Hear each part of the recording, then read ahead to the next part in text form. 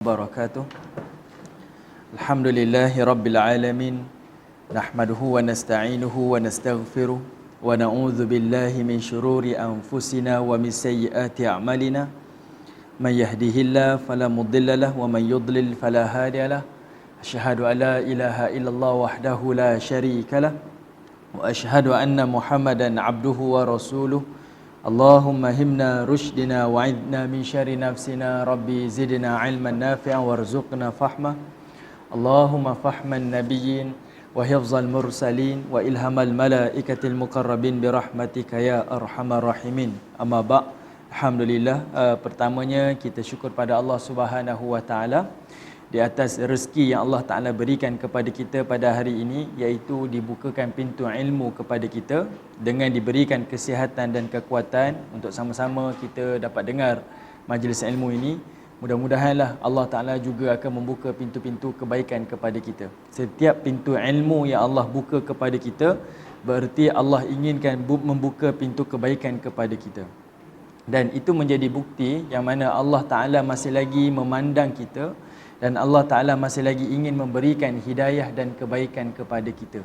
Walaupun kita sering kali derhaka kepada Allah, walaupun kita sering kali melakukan maksiat kepada Allah, asalkan Allah Ta'ala membuka pintu ilmu, itu tandalah Allah Ta'ala masih lagi ingin kebaikan kepada kita. Namun, seperti mana yang kita baca pada awal surah Yasin, ada yang Allah Ta'ala sebutkan berkaitan tentang orang yang dihalang oleh Allah daripada mendapat hidayah. Yang ini yang paling kita gusarkan. Kita takut kita boleh jadi dipilih oleh Allah untuk dihalang daripada menerima hidayah, walaupun kebenaran depan mata, walaupun hidayah, walaupun kesesatan itu jelas. Namun kerana Allah Ta'ala yang menginginkan kesesatan bagi seseorang, itu yang membuatkan dia tidak dapat hidayah daripada Allah Subhanahu wa Ta'ala. Okey. Baik, insya-Allah tuan-tuan yang dirahmati oleh Allah, untuk hari ini kita akan sambung lagi tafsir kita pada surah Yasin, surah yang ke-36, dan insya-Allah kita akan sambung pada ayat yang ke-30. Okey, kita akan sambung pada ayat yang ke-30. Baik. Sekadar untuk ulang kaji permulaan ni sikit-sikit supaya kita ingat apa yang kita dah sentuh pada surah Yasin. Surah Yasin turun lebih kurang pada tahun ke-10 kenabian. Ni zaman Mekah sebelum Nabi hijrah.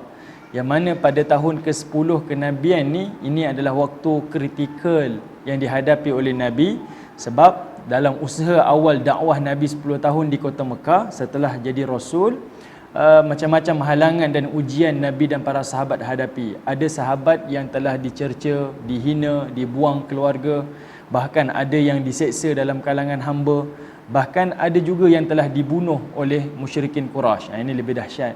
Dan Nabi juga tak terlepas. Bahkan Nabi pernah dijerut leher Nabi pernah dipijak di kepala Nabi ketika Nabi sujud, Nabi pernah dihalang, Nabi pernah dibaling, diletakkan najis haiwan di atas kepala Nabi ketika Nabi dirikan salat dan sebagainya.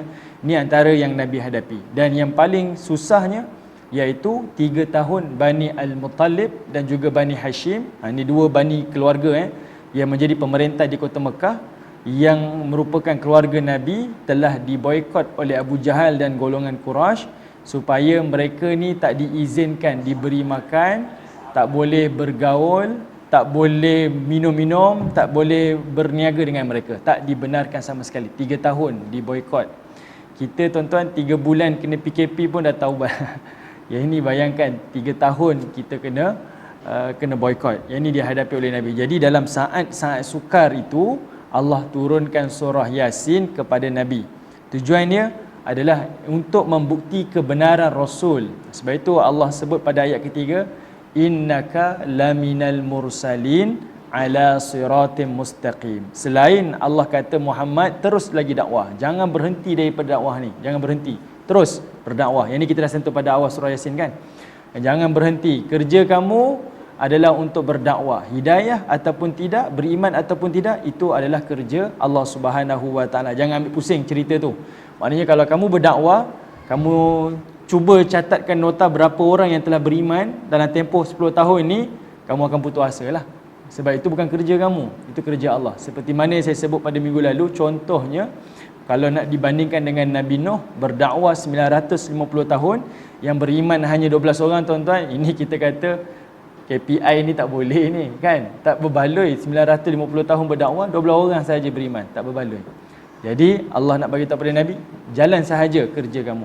Yang membuat kamu masuk syurga adalah kerana kamu buka mulut untuk berdakwah, bukan dinilai berapa ramai yang beriman di tangan kamu. Okay, sebab itu ini permulaan kepada surah Yasin. Tetapi yang saya nak tekankan tuan-tuan, permulaan surah Yasin Allah nak menekankan dan menegaskan Nabi Muhammad adalah Rasul. Bahkan ini juga menjadi hujah kalau sesiapa yang mengaku sebagai Rasul, sebagai Nabi tertolak, sebab ini membuktikan Nabi menjadi Rasul. Bahkan Allah sebut, perhatikan, innaka laminal mursalin, sesungguhnya engkau wahai Muhammad laminal mursalin, adalah salah seorang daripada rasul-rasul yang kami utuskan. Kalau tuan-tuan perhatikan kalimah inna, itu namanya takkid, penegasan, confirmation. Dan Allah letakkan lagi sekali satu takkid, iaitu pada huruf lam, laminal. Laminal, lam tu adalah takkid juga. Dua kali penegasan daripada Allah, Nabi SAW adalah rasul daripada rasul-rasul yang lain. Sebab zaman tu Quraisy yakin Nabi Ibrahim dan Nabi Ismail adalah Rasul. Yahudi meyakini Nabi Musa adalah Rasul. Nasrani pula meyakini Nabi Isa adalah Rasul. Jadi Allah nak tegaskan Muhammad adalah salah seorang daripada Rasul yang kamu imani itu juga. Itu penegasan daripada Allah. Bahkan tuan-tuan, Nabi SAW, apa yang Nabi lakukan dalam kehidupan, Al-Ghazali sebagai Hujjatul Islam dalam kitab Ihya, dia menyebutkan apa yang Nabi buat dalam kehidupan Nabi, pergerakan Nabi, perbuatan Nabi, diam Nabi, itu namanya adalah peraturan, qanun, hukum dan juga adalah hikmah. Ini tak ada daripada manusia tuan-tuan. Kalau manusia, perbuatan yang kita buat, kita panggil sebagai jibiliyah, ni bahasa Arab lah. Benda yang sifat manusiawi lah. Tuan-tuan pergi pasar, tuan-tuan tidur, tuan-tuan bangun tidur, betul kan? Kita tidur, kita bangun tidur, kita makan, itu perbuatan manusiawi. Tapi Nabi, walaupun melakukan perbuatan manusiawi yang dipanggil jibiliyah, sunnah jibiliyah ni, dia juga dikira sebagai hukum. Dia juga disebut, paling tidak kalau tak jadi hukum, dia akan menjadi hikmah. Contoh, ini kita nak tengok tuan-tuan, dari sudut sunnah Nabi, apa yang kita boleh belajar pada zaman moden ni daripada sunnah Nabi. Orang kata Nabi ni tak boleh diikuti sebab dia benda yang lama dah. Sedangkan tuan-tuan, daripada sekecil perkara sampai sebesar perkara kita boleh tiru Nabi. Hal ekonomi, hal kenegaraan, hal kepimpinan, boleh tiru Nabi. Sekecil-kecil perkara, hal tidur, hal masuk toilet, semua boleh tiru daripada Nabi. Tapi yang ditekankan oleh Hujjatul Islam, Al-Ghazali kata apa? Sebenarnya lebih daripada itu. Sebab Nabi ni Rasul, dia adalah uswatun hasanah, yang Allah sendiri iktiraf Nabi sebagai teladan. Maka perbuatan Nabi daripada sekecil perkara sampai sebesar perkara, walaupun perbuatan manusiawi, sebenarnya ada hukum dan paling tidak mesti ada hikmah. Contoh, saya cerita pada tuan-tuan, tuan-tuan mungkin maklum. Nabi masuk toilet dengan kaki kiri. Nabi keluar toilet dengan kaki kanan. Nabi pakai slipper dengan kaki kanan, Nabi tanggal kaki kiri. Masuk masjid kaki kanan, tangga kaki kiri. Kalau kita melakukannya tuan-tuan, itu sunnah. Saya masuk toilet dengan kaki kiri, pahala. Saya keluar kaki kanan, pahala. Tapi tuan-tuan, orang moden, apa yang dia boleh belajar sebenarnya daripada tu? Adakah sekadar masuk toilet, keluar toilet? Itu perbuatan harian manusiawi. Tapi sebenarnya, lebih besar daripada tu kita boleh tiru Nabi. Maksudnya apa? Tuan-tuan rasalah. Rupa-rupanya konsisten Nabi, istiqamah Nabi boleh buat kiri kanan, masuk toilet kaki kiri, keluar kaki kanan, pakai baju kaki kanan, tangan kanan, buka tangan baju kiri. Konsisten buat ni tuan-tuan. Maksudnya Nabi ni adalah orang yang berdisiplin. Itu hikmah yang paling besar lagi. Bukan sekadar masuk toilet, keluar toilet, pakai baju, buka baju, tak. Sebenarnya lebih lagi. Nabi ni orang yang berdisiplin. Ini pengajaran untuk orang moden. Bahkan lebih lagi, dalam bahasa kita hari ini, Nabi ni adalah organized person. Maknanya orang yang memang betul-betul organized dalam hidup dia, teratur. Dia bukan main belasah je. Kalau kita kadang-kadang penat, bangun lewat lah. Kadang-kadang kalau rasa nak tu, boleh tidur lambat lah. Kadang-kadang kita buat, kadang-kadang tak buat. Tapi Nabi tak. Sebenarnya Nabi ni sangat-sangat teratur kehidupan ni. Sebab Nabi lakukan secara konsisten. Yang ini yang ada pada tubuh Nabi, yang tidak ada pada orang lain. Sebab itu Allah kata Nabi uswatun hasanah. Contoh lagi pula tuan-tuan. Nabi bila makan dan sampai Nabi makan, Nabi akan sampai habiskan makanan, bahkan Nabi akan jilat jari-jari Nabi, betul? Kan Nabi akan jilat. Adakah sekadar kita faham kalau kita makan dan kita jilat jari sahaja? Kalau kita buat tuan-tuan dengan niat ikut Nabi memang dapat pahala sunnah. Tapi yang lebih besar lagi daripada tu, ini lebih dalam lagi, bukan sekadar literal yang kita belajar daripada sunnah Nabi. Ini sunnah jibiliyah. Perbuatan manusiawi Nabi tu sebenarnya berhikmah pada kita, iaitu Nabi ajar walaupun Nabi makan sampai tidak tersisa, makanan terjatuh Nabi ambil, Nabi makan. Makanan yang ada pada jari Nabi jilat. Sebenarnya Nabi ajar kepada kita supaya mensyukuri nikmat Allah walaupun sekecil-kecil nikmat. Yang ini yang kita tak syukur sebenarnya. Kita selalu nampak yang besar saja. Asal tak dapat yang besar, kita rasa hidup saya ni teruk sangatlah. Sebenarnya banyak lagi nikmat yang kita dapat daripada kesusahan. Tapi sebab kita tak menilai nikmat tu yang kecil-kecil. Contohlah, ada orang dia jumpa seorang syekh ni. Ini saya dengar cerita, saya tak berlaku pada saya lah. Saya dengar, saya pun tak pasti syekh mana. Dia tanya, syekh, saya ni miskin ni. Miskin sungguh. Saya tak ada apa-apa, harta tak ada, apa tak ada. Berkahwin pun tidak, anak-anak pun tak ada. Saya rasa hidup saya susah. Syekh kata, kalau kamu rasa miskin macam ni lah. Mata kamu tu jual kat saya. Saya beli 1,000, boleh? Dia kata kawan ni, dia kata, orang tu tak cakap banyak. Beransur dia. Sebab kalau kamu rasa orang sanggup tawar, kamu tak bayar 100,000 saya bayar. Tapi kamu takkan jual. Sebab nak kata dia lebih bernilai daripada dunia dan isi-isinya. Mata tak ada tuan-tuan, habis kita. Walaupun sebelah mata tak sanggup kita nak jual. Betul? Maknanya Nabi ajar makan sikit tu sampai ke terakhir jilat jari tu, syukur nikmat yang sekecil-kecil perkara. Sekecil-kecil tu kena bersyukur. Dan yang kedua pula, hikmah dia Nabi makan sampai jilat jari. Sebenarnya Nabi nak bagi tahu pada kita, kalau kamu buat sesuatu perkara, ni saya nasihatkan diri saya juga ni. Kalau buat satu perkara, buat sampai sempurna, sampai habis. Jangan buat separuh jalan. Rupanya tuan-tuan, lebih luas lagi hikmah perbuatan Nabi ni. Kalau kita hanya makan ikut sunnah, kehidupan tak ikut sunnah, habis lah. Rupanya Nabi ajar, setiap perbuatan kamu buat sampai selesai. Jangan batuk di tangga saja. Dan buat sampai sempurna. Ini yang Nabi ajar. Sebab tu Nabi makan sampai habis, dan paling tidak ada sisa-sisa di tangan pun Nabi jilat. Nabi buat sampai sempurna. Itu perkara yang kecil. Perkara yang besar apatah lagi. Okey, perkara yang besar apatah lagi. Contohlah tuan-tuan, saya sahabat dia polis.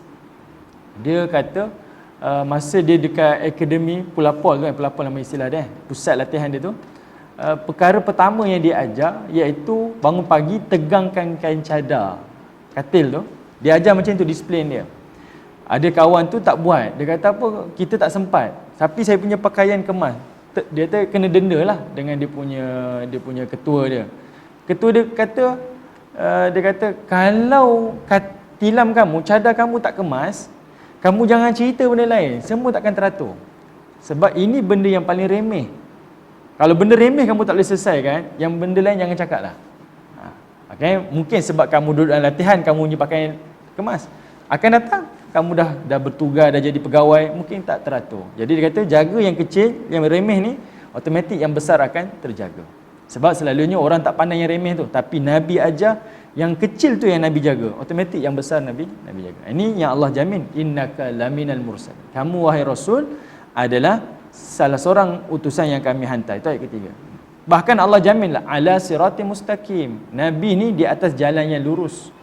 Kita baca surah Yasin ni tuan-tuan dalam budaya masyarakat kita setiap minggu. Tapi kita tak berapa faham dan tak dabur. Di sini Allah kata, kalau kamu nak hidup selamat dunia akhirat, jalan yang lurus, yang saya katakan manhaj yang betul, syariat yang betul, agama yang kukuh, ikut jalan Rasul.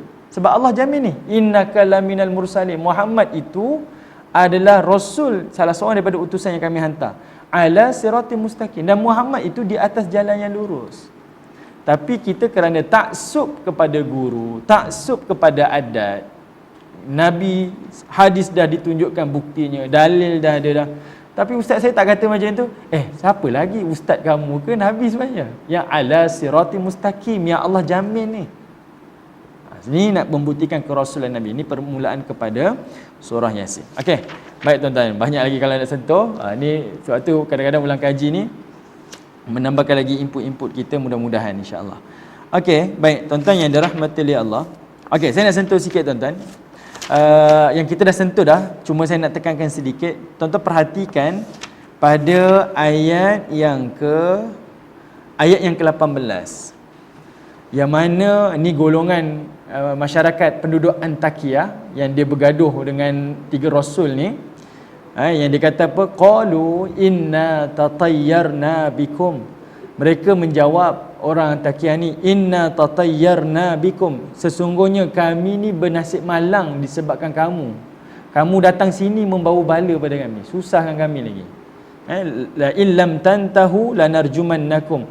Sekiranya kamu tak berhenti berdakwah, lanarjumannakum, kami akan merejam kamu, wala yamassannakum minna azabun alim, dan kamu akan merasa azab pedih daripada kami. Sebenarnya tuan-tuan, ayat 18 ni sebenarnya clue yang Allah berikan kepada sahabat Nabi. Sebab sahabat Nabi dah ada yang dah kena rejam, ada yang dihempap dengan batu, ada yang rambut panjang diikat, direntap, ada yang dah digolekkan di atas bara api. Jadi ayat 18 ni Allah nak bagi tahu pada Nabi dan sahabat, sebelum kamu rasa benda ni, ada dah yang merasa seperti itu.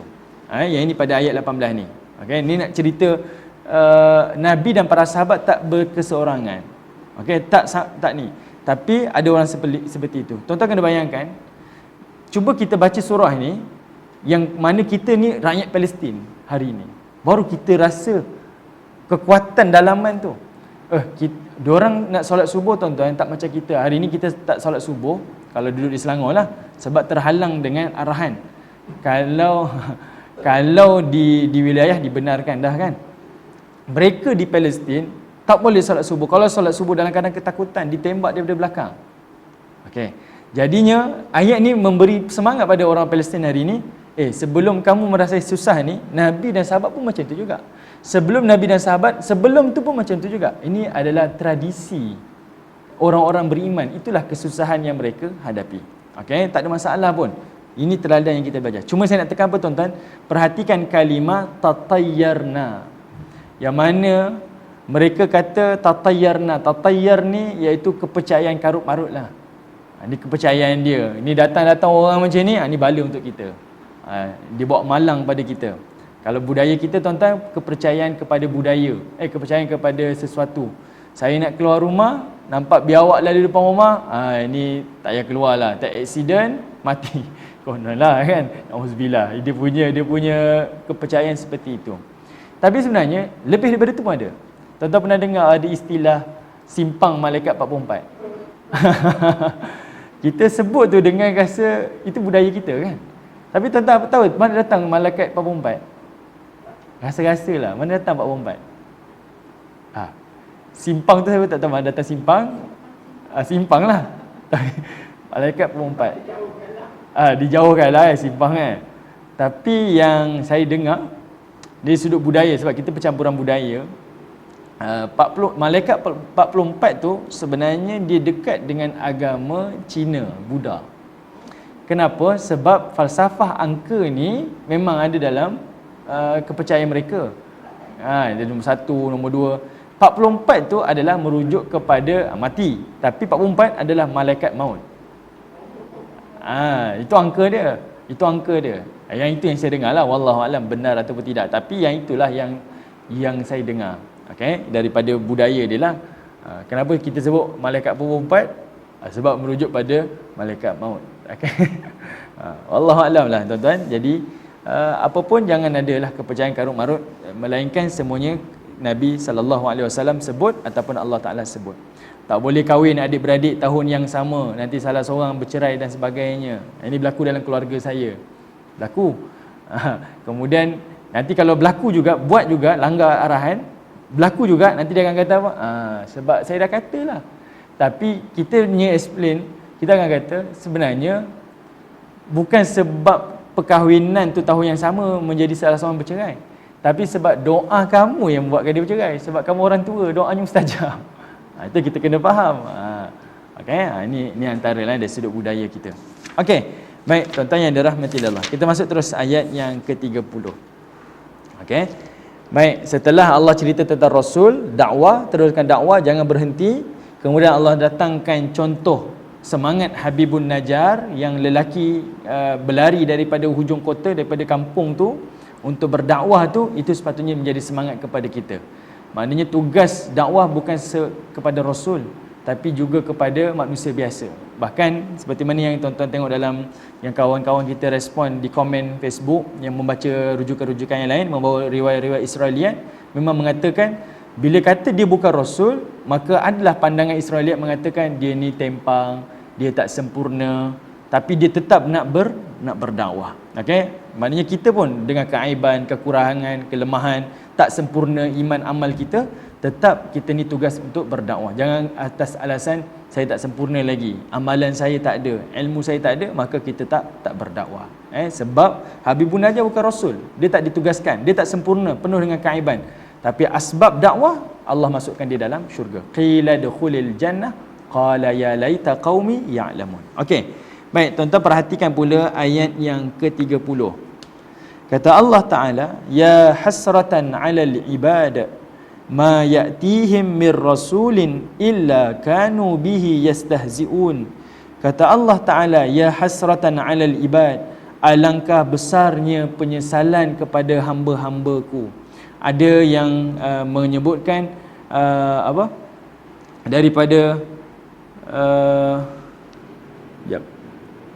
okey, antaranya disebutkan oleh Qatadah ataupun yang disebutkan oleh Ali bin Abi Talha daripada riwayat Ibnu Abbas, dia kata ya hasratan 'alal ibad merujuk kepada malanglah hamba ni, celakalah hamba ni. Kenapa?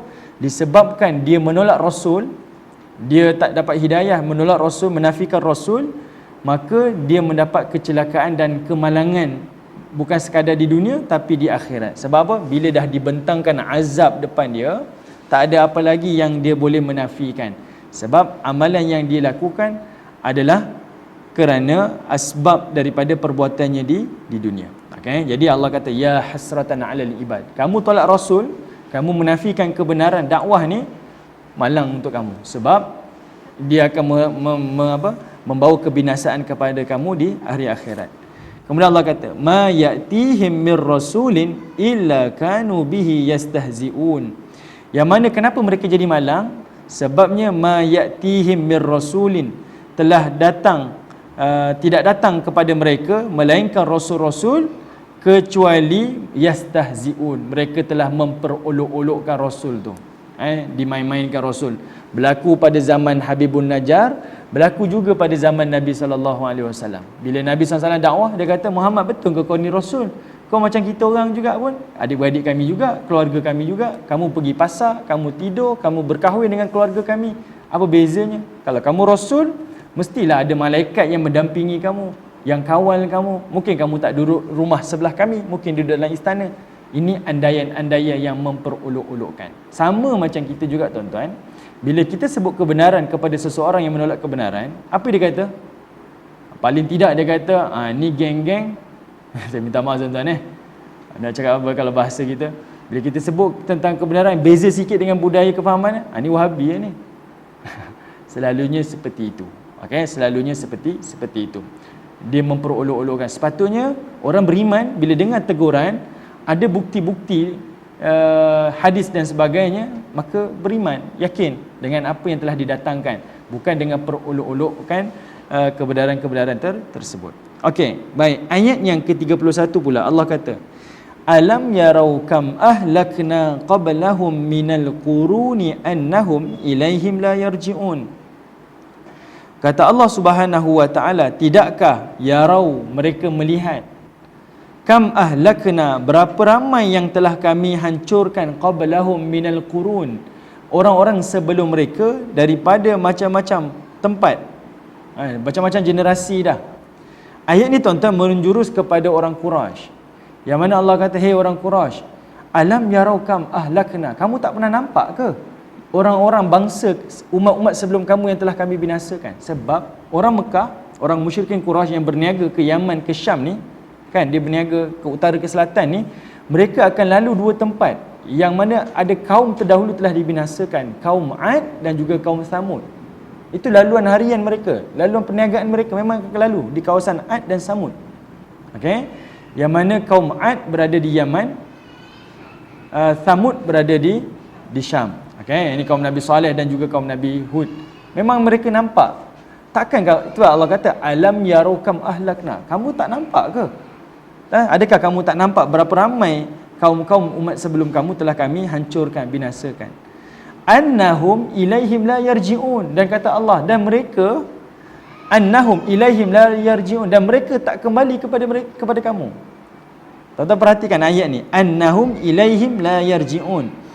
Dan kami binasakan orang-orang ni dan mereka tidak kembali kepada mereka. Maksudnya apa tuan-tuan? Ad, Samud, kaum-kaum terdahulu yang Allah matikan, dia tak kembali ke dunia. Kepercayaan orang dahulu sampailah kepercayaan hari ini dalam sebahagian agama tuan-tuan, ada kehidupan kedua, ada kehidupan ketiga. Yang mana kehidupan tu mereka merujuk kepada alam dunia. Kalau kita memang ada kehidupan nanti, tapi kehidupan kita alam akhirat, hari hisab, hari yang dinilai semua amalan kita. Tapi bagi agama lain, kepercayaan mereka, dia akan hidup di sini dan hidupnya seperti macam di dunia balik. Tidak ada hisab dan sebagainya. Yang itu yang Allah Ta'ala tekankan pada ayat 31. Annahum ilaihim la yarjun. Mereka tak kembali. Kamu menjadi bukti. Ni, kaum Ad, Samud dah mati dah. Yang tinggal kota-kota mereka, rumah-rumah mereka. Hari ni kamu jumpa lagi dia tak? Tak jumpa pun. Seorang pun tak ada. Kita menjadi bukti kan. Bahkan kita tengok orang terdahulu mati pun kita tak pernah jumpa hari ni. Okey. Baik. Malam tadi tuan-tuan, Maradona mati. Tuan-tuan baca berita, mati dah Maradona. Mati malam tadi. Yang dipercayai sebagai God. Kan? Hands of God. Dan dia diangkat jadi God. Ada dia punya church dekat Argentina tu memang ada untuk dia. God pun mati. Okey. Apa lagi nak dikatakan? Ini menjadi bukti yang mana Allah Ta'ala sebut perkara yang hak, yang kita kena imani dan kita kena yakini ketuhanan dan kebesaran Allah Subhanahu wa Ta'ala. Sebab tak kepercayaan separuh orang tu, kita roh akan datang balik. Okey, yang itu, terima kasih Pak Syimah. Saya memang nak sebut itu. Okey, ini kepercayaan budaya kita. Tuan-tuan perhatikan balik, saya patah balik. Tuan-tuan tengok pada ayat yang ke okey. Tuan-tuan perhatikan Tuan-tuan perhatikan pada ayat yang ke-26. Okey, ayat yang ke-26 tuan-tuan. Pada ayat yang ke-26 Allah sebut apa? Surah Yasin. Surah Yasin ayat 26. Allah sebut qila dukhulil jannah. Bila Habibun Najjar dah dibunuh, Allah kata qila dukhulil jannah, masuklah kamu dalam syurga. Qala, dan Habibun Najjar yang mati itu tuan-tuan, dia belum masuk syurga lagi ya. Dia alam barzah. Okey. Sebab syurga alam akhirat nanti. Qala, dia kata apa? Ya laita qaumi ya'lamun. Alangkah baiknya kalau kaum aku mengetahui. Okey, kita tengok dari sudut grammatically Arabnya. Kalimah laita adalah kalimah yang mustahil untuk dicapai. Laita tu maksudnya alangkah baiknya lah kalau saya boleh cakap kepada kaum saya, kalau kaum saya tahu, tapi dia takkan boleh buat. Itu bererti yang mana roh tak akan kembali ke dunia untuk cakap dengan seseorang, jumpa seseorang, aku dah jumpa lah, memang betul malaikat tu ada, memang azab kubur ada, memang takkan. Ini menjadi dalil. Bahkan tuan-tuan tengok, saya ada buat nota sikit. Dalam surah Al-Mu'minun, kalau tuan-tuan nanti boleh search surah Al-Mu'minun, surah yang ke-9 surah yang ke-23. Tuan-tuan tengok ayat 99 dan juga ayat yang ke-100. Surah Al-Mu'minun, surah yang ke-23. Betul kan? Al-Mu'minun ayat surah 23 kan? Ayat 99, ayat yang ke-100. Allah terbut apa? Hatta idza jaa ahadahumul maut qala rabbirji'un. Kata Allah Subhanahu wa taala, sehinggalah apabila datang kepada mereka ajal, kematian, Qala rabbirji'un, mereka akan kata, wahai Tuhan kami, kembalikanlah kami dekat dunia untuk kami amal soleh. Tolonglah, kembalikan kami. Menyesallah. Sebab apa? Di sini adanya ainul yakin dan juga hakul yakin. Dah nampak syurga dah, malaikat maut macam mana malaikat munkar nakir turun, dah semua dah nampak dah. Okey, dia kata qala rabbirji'un, tolong ya Allah, kembalikan kami dekat dunia. La'alli, dia kata la'alli a'mala salihan fima tarak, mudah-mudahan kami dapat melakukan amal soleh di dunia apa yang telah kami tinggalkan. Apa jawapan Allah, tuan-tuan? Cuba baca ayat lepas tu. Allah kata apa? Kalla, sekali-kali tak. Tuan-tuan nak cakap apa lagi? Kalla, sekali-kali tidak. Bahkan Allah kata innaha kalimatun huwa qailuha, itu hanya sembang je lah, kata-kata saja, kata-kata kamu saja, kamu takkan buat pun. Okey, wa min waraihim barzakhun ila yaumi yub'atsun, sebab mereka telah dihalang dengan barzah. Barzah ni macam satu dinding, okey, di antara alam dunia ke alam kiamat. Barzah tu kat tengah-tengah, ila yaumi yub'atsun, mereka akan sampailah ke hari kebangkitan nanti. Tuan-tuan tengok Allah sebut kalla, sekali-kali takkan kembali. Jadi kalau ada kepercayaan kita, kenapa baca Yasin malam ni? Sebab nanti nenek moyang turun, dia tengok di hadapan rumah, Allah tak adalah hadiah untuk kami. Siap kata bawa bakul lagi kan, tuan-tuan. Ni saya punya masyarakat saya lah. Di kampung saya memang sebut macam tu. Bahkan pada malam-malam Ramadan pun seperti itu disebutkan. Kenapa kita bertahlil? Tahlil tak ada halangan, tuan-tuan. Tahlil tu la ilaha illallah. Tahlil, cuma masyarakat kita tahlil tu ila hadrati sampai habis lah kan. Tak ada masalah. Cuma bila ada kepercayaan, kenapa kena buat? Sebab nenek moyang datang ziarah pada malam-malam Ramadan, dia tengok tak ada pun keluarga dia yang kirimkan pahala kepada dia. Tengok anak-anak cucu lah tengok TV rupanya, tak ada seorang pun.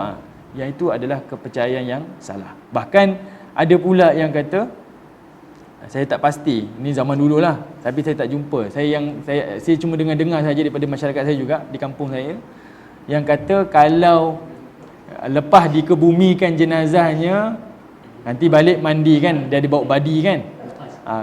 Kemudian kalau ada apa, saya pun tak ingat, kalau kita buat sesuatu masa hari upacara pengebumian tu, nanti malam karang tunggulah roh balik, masuk dapur, ketuk lesung macam-macam lah.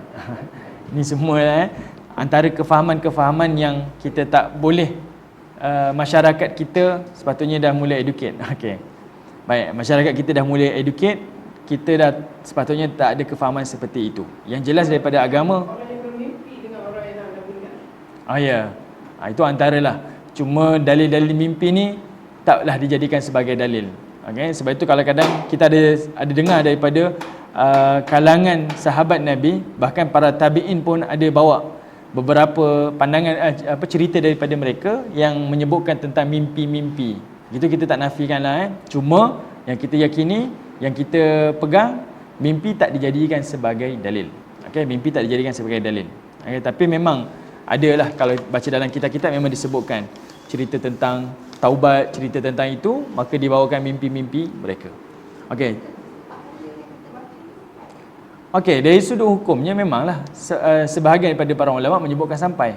Bahkan Nabi sebut pahala yang dilakukan 3 perkara yang kita sebut sebagai pencen kubur. Doa anak yang soleh sebelum tu. Rezeki sedekah jariah kita, ilmu bermanfaat, doa anak yang soleh. 3 benda ni, yang ni yang sampai. Bayangkan anak yang soleh tu tanpa dia niat pun, saya baca ni sedekahkan pada orang tua saya.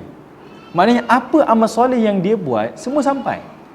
Contohlah, ayah dia dulu ajar dia bertanggungjawab. Jadinya bila dia membesar, dia dah ada keluarga, dia bertanggungjawab. Dia cari rezeki yang halal untuk menafkahi keluarga, jalankan tanggungjawab. Apa yang dia buat itu adalah satu amal soleh, pahala itu tetap sampai kepada ayah dia. Yang itu lebih, saya rasa sepatutnya kita lebih gembira seperti itu. Sebab kalau nak tunggu asal ada majlis saja baru sampai pahala, asal pergi ke kubur baca surah baru sampai pahala, terhadlah berbanding daripada yang Nabi sebut. Apa amal soleh yang dia buat, yang kita ajar, pahala itu sampai. Bayangkan kita ajar anak kita paling tidak Fatihah daripada kecil. Anak kita baca setiap malam, setiap hari dalam solat dia. Fatihah kan dalam solat dia. Setiap kali dia baca, walaupun tanpa niat, dia niatkan untuk diberikan pada ayah dia, tetap pahala tu sampai pada orang tua dia. Sebab dia merangkumi dua perkara. Satu, anak yang soleh punya doa. Satu lagi, ilmu yang bermanfaat. Tuan-tuan rasa mana yang tuan-tuan nak ikut lagi? Mana lebih berbaloi lagi? Nabi sebut tu sebenarnya lebih umum. Sebenarnya nak cakap kata lebih banyak lagi peluang pahala yang kamu boleh perolehi berbanding kita duk berhujah, duk bergaduh pasal niat ni sampai ke tak sampai, bacaan ni sampai ke tak sampai. Sebab itu hanya bacaan saja. Yang ni sedut perbuatan kita, amal soleh kita, semua sampai pada orang terdahulu. Kalau dia ajar kita ilmu yang bermanfaat dan sebagainya. Sekiranya mak bapak ni tak ajar ilmu yang bermanfaat kepada anak dia, tapi anak tu atas kesedaran dia belajar, dapat juga kerja amal jariah. Dapat sebagai anak yang soleh. Doa daripada anak yang soleh. Tadi ilmu yang bermanfaat dia ajar. Kalau dia tak ada ilmu, anak yang soleh tu mendoakan dia, tetap dia dapat. Tetap dia dapat. Okey. Sebab tu lagi beruntung kan tuan-tuan? Lagi beruntung kan? Okey.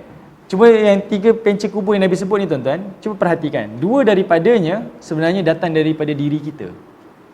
Ilmu yang bermanfaat, harta yang kita infakkan, sedekah jariah. Ni 2 ni kita. Macam mana nak dapat sedekah jariah kalau tak ada harta? Macam mana nak ada ilmu yang bermanfaat kalau tak ada ilmu? Jadi 2 perkara ni benda yang utama yang kita kena ada sebelum kita mengharapkan anak yang soleh. Anak yang soleh tu pun, walaupun kita harap pada dia nak tolong kita, jadi pahala untuk kita yang mengalir nanti, dalam masa sama, anak nak jadi soleh ni bukan proses sehari. Prosesnya panjang. Saya percaya ayah-ayah depan saya, lelah. Saya yang anak kecil-kecil pun lelah rasa sekarang. Penat kita nak bagi tahu ini, nak ini. Kadang-kadang berulang-ulang kali cakap, ni bukan satu ni. Ini proses anak-anak, belum lagi remaja, belum lagi dewasa, yang ayah-ayah dah lalui, ibu-ibu dah lalui, lebih daripada tu. Jadi bila anak tu jadi soleh dan doa ke orang tuanya, itu satu kejayaan bagi orang tua dia. Berbaloilah apa yang pernah dia buat dalam hidup dia, susah, jerit payah dia mengajar, membesarkan, bekerja, menafkahi keluarga, sampai anak tu sampai boleh doa untuk dia, itu bonus lah. Itu bonus. Yang ini yang Nabi sebutkan. Tapi paling tidak kamu kena ingat, semua datang daripada kamu.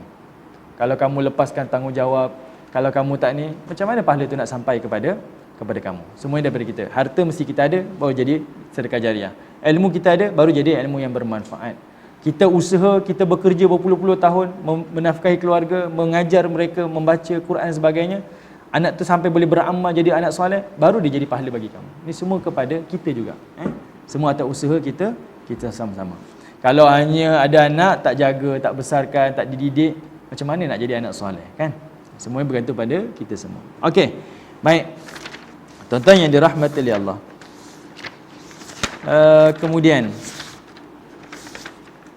pada ayat yang ke-32, Allah Ta'ala sebutkan, wa in kullun lamma jami'un ladaina muhdarun.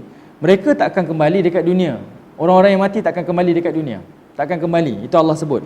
Tapi kata Allah, wa in kullul lamma jami'un ladaina muhdarun.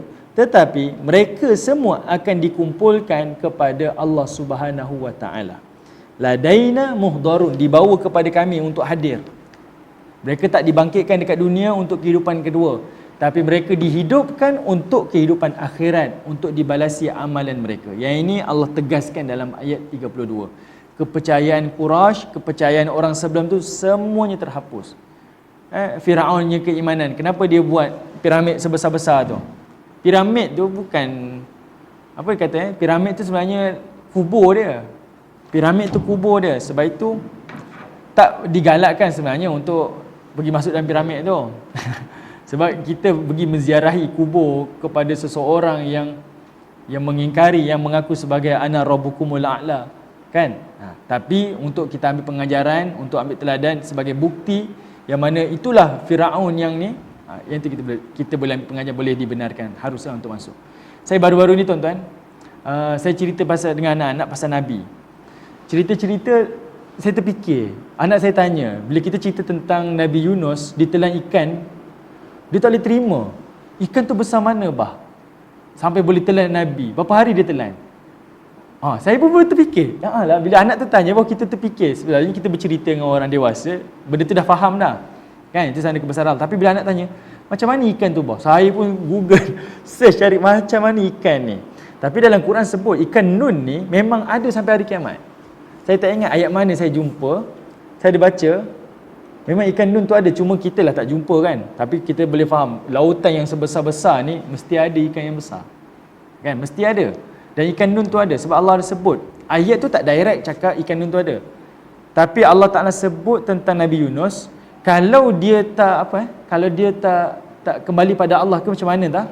Sudah pasti Allah kata dia akan duduk dalam ikan tu sampai hari kiamat. Itu merujuk pada ikan nun tu memang ada sampai hari kiamat. Allahu'alam lah, saya punya kefahaman seperti itu. Ayat bercerita tentang Nabi Yunus. Jadi saya pun search lah.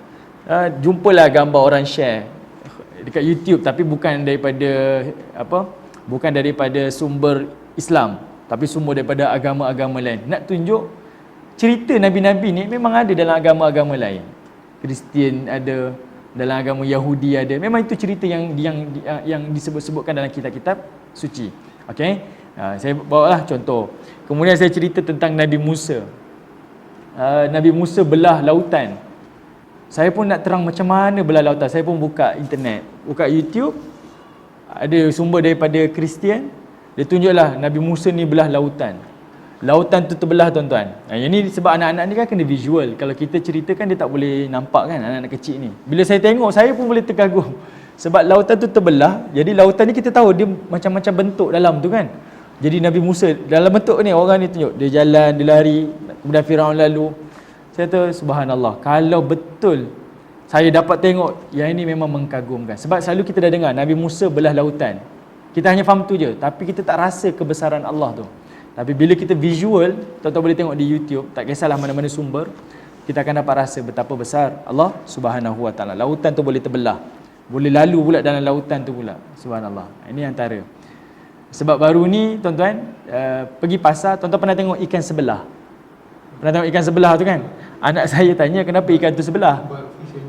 Kan? Kenapa ikan tu sebelah? Pernah tengok ikan sebelah? Dia separuh je ikan tu. Saya pun reka-reka lah, saya kata ni ikan Nabi Musa ni. Masa dibelah lautan tu terbelah badan dia. Itu jadi ceritalah sampai cerita tentang Nabi Musa, Nabi Yunus dan sebagainya. Okey, baik tuan-tuan yang dirahmati oleh Allah. Tengok ayat yang ke-33. Setelah Allah cerita tentang kerasulan Nabi, Allah tegaskan Nabi ni rasul, dan setelah datangkan contoh dakwah daripada Habibun Najjar, maka Allah Ta'ala cerita pada yang kali ini adalah tentang kita sebut bukti-bukti penciptaan Allah Ta'ala. Kalau manusia tak yakin kami dah mati, kami dah hancur, kemudian kami dihidupkan pada hari kiamat untuk pembalasan, kami tak yakinlah. Allah kata, kalau kamu tak yakin, ni aku datangkan 3 tanda kekuasaan aku yang kamu boleh lihat. Daripada ayat 33 tuan-tuan sampai ayat yang ke 44, yang ini kita sebut sebagai Okey, daripada ayat 33 sampai ayat 44, yang ini kita sebut sebagai ayat hujjah kauniyah. Hujjah semula jadi, bukti-bukti kebesaran Allah. Okey, kalau Allah Taala nak explain tentang macam mana kejadian tu berlaku sekian, mungkin orang tak boleh jelas kefahamannya. Tapi Allah kata, kamu tengok alam ni, Allah datangkan 3 bukti dia. Kamu tengok alam ni, kamu akan nampak macam mana Allah Ta'ala boleh hidupkan kejadian kamu pada hari akhirat nanti. Okay? Sebab itu Allah datangkan 3 bukti. Ini kita akan tengok ayat 33 sampai ayat yang ke-44. Okay, ada 10 ayat tuan-tuan di sini Allah bawa. Okay, perhatikan ayat 33. Allah kata, wa ayatul lahum. 3 kali Allah ulang kalimah wa ayatul lahum. Ayat 33 sekali, ayat 37 sekali wa ayatul lahum, dan ayat 41 sekali wa ayatul lahum. 3 tanda Allah datangkan. Dan kalimah ayah ni maksudnya tanda kekuasaan Allah. Ayat tu, wa ayah tu maksudnya itu tanda kekuasaan Allah. Dalam Quran, kalimah ayatun merujuk pada 2. Satu namanya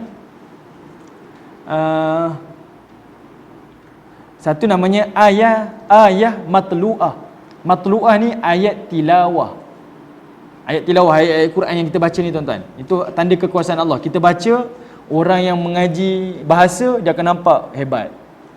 Bahkan kalau kita belajar nahwu saraf tuan-tuan, ilmu bahasa Arab ni, memang contoh-contoh semua daripada Quran. Ilmu balaghah, ilmu bayan, semua datang daripada Quran. Kita tak nampak macam mana nak bagi contoh Tak payah risau-risau. Tengok Quran saja. Contoh Allah datangkan. Itu. Kalau belajar bahasa, Quran tinggi bahasa dia. Nak datangkan fakta, kebenaran, sains, Allah tunjukkan dalam Quran. Itu namanya ayat matlu'ah, iaitu tanda-tanda kekuasaan Allah daripada ayat tilawah yang kita baca. Satu lagi ayatun manzurah, tanda-tanda kekuasaan Allah yang kita boleh nampak. Ya, ini kita tengok langit, tengok bumi, tengok lautan, tengok alam, kita boleh nampak kekuasaan Allah Subhanahu Wa Taala. Jadi di sini ini adalah ayatun manzurah yang kita boleh nampak, dengan kita boleh rasa dengan panca indera kita kekuasaan Allah Taala. Yang saya sebutkan sebagai hujjatu kauniyah. Saya bagi contoh macam ni tuan-tuan. Orang Quraisy bila Nabi cerita tentang aku ni Rasul, kemudian orang Quraisy pula bila Nabi cerita tentang Habibun Najjar, tolak Rasul macam kamu Quraisy tolak aku sebagai Rasul. Kemudian Nabi cerita yang Antakya tadi, yang tolak Rasul kemudian dia mati, dihancurkan, kemudian diterima azab sekian. Orang Quraisy mungkin akan kata pada Nabi Muhammad, Quran ni kami tak percaya ini kalam Tuhan. Muhammad, mungkin juga Quran contoh Habibun Najjar yang kamu datangkan tadi tu, ayat tadi sebelum ni tuan-tuan, mungkin juga itu cerita yang kamu reka-reka. Okay? Yang kami tak tahu pun, kamu mungkin boleh datang ke perbandingan contoh orang terdahulu, mungkin. Okay? Kamu boleh cipta cerita tu. Jadi ayat 33 sampai 44, yang inilah Allah datangkan bukti. Okey, kalau kamu tak percaya tentang cerita tadi, tentang Rasulullah Muhammad, sekarang aku nak buktikan kekuasaan aku, dan kamu kena tengok dan kamu kena fikir. Apa dia tuan-tuan? Okey, ayat 33 yang pertama Allah kata, wa ayatul lahumul ardul maitah. Kata Allah, dan satu tanda kekuasaan Allah kepada kamu wahai manusia, al ardu maitah, bumi yang mati, ahyainaha, kami telah menghidupkannya semula. Wa akhrajna, bahkan kami keluarkan pula daripada bumi yang mati tadi, minha habba, biji-bijian. Habba ni tuan-tuan, gandum, beras, ni makanan-makanan ruji ni. Okey? Faminhu yakulun, dan daripada itulah kamu dapat makanan. Okey, daripada itulah mereka makan. Okey. Tuan-tuan perhatikan, ayat ni juga bukan sekadar nak bawa kita fikir. Kamu tengok bumi yang mati, aku yang hidupkan, dan aku tumbuhkan pula makanan daripada bumi tu. Ayat ni cuba tuan-tuan tengok dari sudut konteks musyrikin Quraisy, yang mana mereka yang ditujukan ayat ni. Paling mudah Allah Ta'ala nak cakap apa? Hei Quraisy, kalau kamu tak percaya tentang Muhammad sebagai Rasul, kalau kamu tak percaya adanya kehidupan selepas kematian, ni aku datangkan contoh. Sekarang bumi yang kamu duduk berpijak ni bumi apa? Kalau orang Quraisy fikir, ini bumi Mekah. Tanya pada orang awal yang duduk dekat bumi Mekah ni, Bani Jurhum, yang kamu dengar cerita-cerita rakyat dulu ni. Mekah ni buminya apa? Ni bumi kosong, gersang, tak ada apa-apa sumber makanan, tak ada minuman, tak ada penempatan, tak ada. Cerita ni Quraisy tahu tuan-tuan. Jadinya sekarang kamu duduk ni apa jadinya? Setelah Allah datangkan penghidupan di sini dengan keluarnya air Zam-Zam. Kemudian datangnya kehidupan daripada air Zam-Zam itu, tumbuhlah macam-macam makanan sebagainya. Takkan itu kamu tak beriman? Ni Allah datangkan contoh ni tuan-tuan, sangat dekat saja dengan Quraisy. Dan umumnya untuk kita pun boleh berfikir, betul Allah Ta'ala datangkan contoh. Saya pernah sebut tuan-tuan berulang-ulang kali contoh ni, sebab saya suka sangat contoh ni. Air hujan yang turun di atas tanah yang sama, air yang sama, tapi makanannya berbeza-beza. Raw material sama, proses sama, output beza-beza. Sumber sumber asalnya air hujan, prosesnya di atas muka bumi, tapi output dia ada durian, ada langsat, ada rambutan, ada strawberry, ada itu, ada ini. Semuanya berbeza-beza. Tuan-tuan, bagi contoh mudah.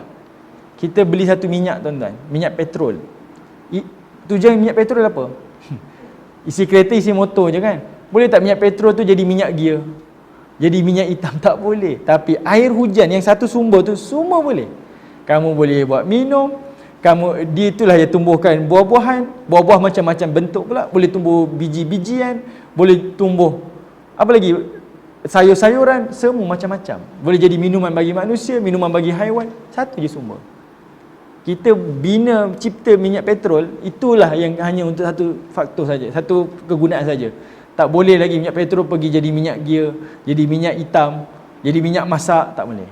Tapi Allah tunjukkan kekuasaan dia kalau kita berfikir. Okay? Jadi Allah kata. Dan Puan Shima pun disebut minggu lepas. Puan Shima dia sebab dia suka berkebun kan. Dia kata biji durian, biji mangga kita makan sampai habis. Kering dah mati dah. Tanam jadi apa? Jadi pokok. Kan dihidup balik. Biji tu asal yang kita makan dah kering, dah habis dah. Tanam tumbuh balik. Daripada dia mati, tuan-tuan, akhirnya tumbuh balik jadi pokok, keluar balik buah-buahan yang lain pula. Yang ini kalau orang berfikir akan nampak di situ adanya Allah Subhanahu Wa Taala. Kalau yang ini kamu nampak, kamu tengok benda tu berlaku, kenapa tidak kamu meyakini kamu yang akan mati nanti boleh hidup semula pada alam akhirat? Tidak ada satu pun kemusykilan ataupun sesuatu yang mustahil berlaku di sisi Allah Subhanahu Wa Taala. Okey, kemudian ayat yang ke-24, 34. Kata Allah, "Wa ja'alna fiha jannatin min nakhilin wa a'nabin wa fajjarna fiha minal uyun." Kata Allah, "Wa ja'alna fiha," dan kami jadikan padanya bumi yang kosong tadi tu. Okey, tanah yang mati tadi tu dah dihidupkan. Jannatin, iaitu kami jadikan pula kebun-kebun. Bukan sekadar keluar pokok tunas-tunas tuan-tuan, tapi jadi kebun pula. Min nakhilin, yang mana kebun itu adalah kebun buah kurma, wa a'nabin, dan juga buah anggur. Kenapa Allah sebut dua buah ni tuan-tuan? Buah kurma dan juga buah anggur.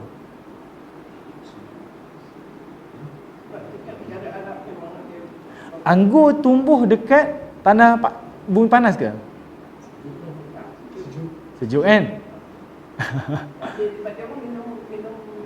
Khamar kan? Okey. Baik. Okey. Di sini ada dua. Ini tak tafsir dan bukan tafsir ulama, tapi yang saya fikir dari sudut tadabbur sengaja Allah sebut kurma dan juga anggur. Pertama sebab kurma tu makanan dia. Macam Puan Shima kata, ini makanan buah yang mudah didapati dah pada zaman tu. Manakala anggur tu adalah minuman dia, diperah sehingga menjadi arak, jadi minuman. Itu makanan dan minuman. Boleh juga disebut kurma dan anggur di sini sebab anggur tu adalah makanan biasa yang kamu boleh makan, yang penuh sangat, kamu boleh makan bila-bila. Manakala anggur tu pula adalah makanan yang mewah pula. Aku bukan sekadar bagi kamu makanan boleh makan je, tapi makanan yang lebih istimewa lagi. Daripada tanah yang kering, kosong, mati ni, hidup, tumbuh kebun pula. Itu Allah Ta'ala nak bagikan contoh kebesaran dia. Dan boleh juga Allah Ta'ala sebut kurma dan anggur ni adalah mewakili negara yang bersuhu panas, manakala anggur mewakili kepada negara yang bersuhu sejuk. Okey. Saya teringat surah Al-Kahfi, rasa saya pernah cerita pada tuan-tuan, yang mana cerita tentang fitnah di antara ada dua orang lelaki, sahabat, saudara, seorang beriman, seorang tak beriman. Kita baca surah Kahfi kan? Yang beriman tu dia ada kebun tapi kebunnya tak menjadi. Seorang lagi dia ada kebun, dia tak beriman tapi kebunnya menjadi. Dan kebun dia ada apa? Ada buah anggur dan juga ada buah kurma. Anggur dengan apa? Kurma tak silap saya. Dan surah Kahfi dia sebut. Orang tu dia ada ladang besar, dia ada kurma, ada anggur.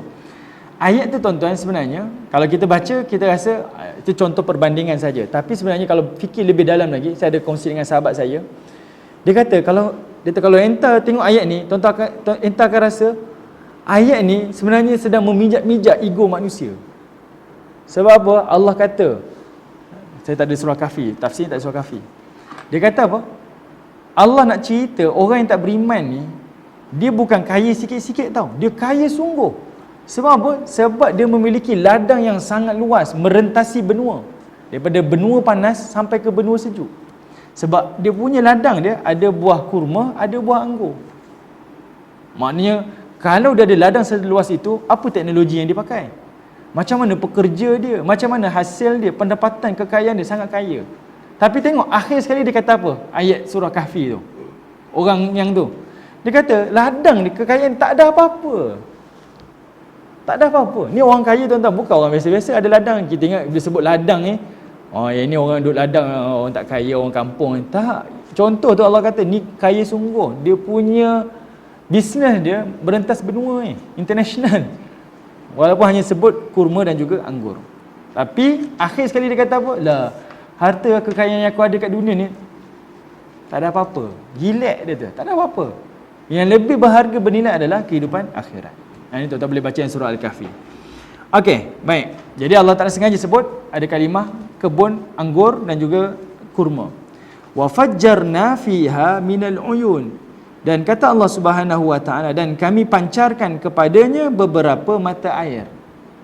Okey, maknanya apa tuan-tuan? Allah kata sumber air ni turun daripada atas, air hujan, dan juga keluar daripada bawah, iaitu air mata air.